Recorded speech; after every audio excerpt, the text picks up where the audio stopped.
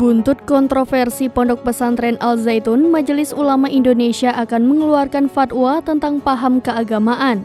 Khalil Nafis, Ketua MUI Pusat, mengatakan fatwa tersebut merupakan bagian dari rekomendasi hasil investigasi tim yang dibentuk Gubernur Jawa Barat Ridwan Kamil.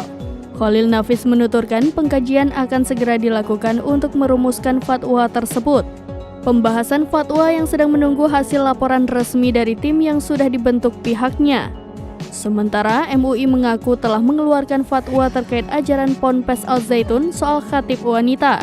Hal ini diatur dalam fatwa terbaru nomor 38 tahun 2023 yang diterbitkan pada 13 Juni 2023. Fatwa tersebut hadir karena munculnya pernyataan pimpinan Ponpes Al Zaitun Panji Gumilang yang mengatakan wanita boleh menjadi khatib saat sholat Jumat.